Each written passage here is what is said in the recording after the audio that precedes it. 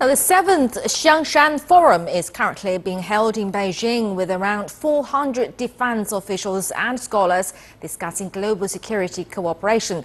The forum, which began on Monday, runs until Wednesday with representatives from 59 countries and 6 international organizations in attendance. Now, for more on this year's event and what's likely to be discussed, we cross over to our reporter Wu Guoxiu, who is now standing by over there. Hello there, Guoxiu. First of all, what are the expectations for this year's forum? Hi, Dongyu. Military officials and scholars from around the world have gathered for this security talk. As I heard from speeches on the welcome dinner and some attendees, terrorism and maritime cooperation are the top concerns.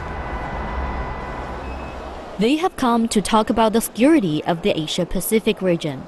The Xiangshan Forum in Beijing brings military officials and experts from 59 countries and 6 international organizations to China. They come with their own expectations from the 2-day forum. In Saudi Arabia, it's an excellent country to fight terrorism. So we are working for Saudi Arabia to have a safe country and for a safe world. Yeah, I think we'll be able to get positions from different countries on different issues in Asia Pacific. So I look forward to that and hearing the views of different nations. Organizers elaborated on the theme of the forum during the welcome dinner. The theme for this year is build a new type of international relations through security dialogue and cooperation. The topics not only refer to maintaining security in the Asia Pacific region, but also includes improving global governance and deepening global anti-terrorism efforts. They are key to world security and development. Some security issues are thorny in Asia, but the head of the Vietnamese delegation says military cooperation is needed. The PLA and militaries of the world are working together on maritime cooperation. An example of this is the call for unplanned encounters at sea in the Western Pacific. China is also working with Southeast Asian countries on maritime security.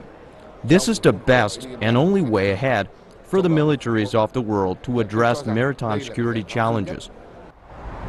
Well, the Xiangshan Forum has fewer individual attendees than last year this year, but it's more inclusive with 10 more countries participating. As the host, China expects it to focus on military cooperation to address new security challenges in Asia, maritime security, and counter-terrorism.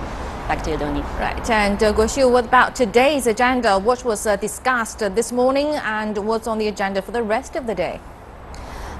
China's Defense Minister Chang Wanquan addressed the opening this morning, and he says that security issues like conflicts and terrorism and refugee crisis are all due to lack of development. So development should be used to solve them. He calls on all countries' militaries to use dialogue rather than confrontation, build partnership instead of alliance. China will strengthen strategic dialogue with the U.S. The two sides are talking on building a dialogue mechanism between Joint Staff Department, and China and Russia's militaries have remained close, high-level exchanges and coordination. China has built 30 bilateral defense consultation mechanisms with neighbors and other countries. China will also work with other countries on counter-terrorism and contribute more to UN peacekeeping, as what we said in the previous packages. On maritime security, he says all parties should control disputes and maintain stability. Last month, China and ASEAN countries agreed on the code for unplanned encounters in South China Sea. China and Southeast Asian countries will hold joint military exercises, maritime exercises at the South China Sea again next year. And Chinese and U.S. navies will also hold joint drills this year. The forum today will continue this afternoon with discussions on maritime security cooperation and international terrorism and countermeasures. Doni. Thank you very much, Wu Guoxiu, reporting from Beijing about the 7th Xiangshan Forum.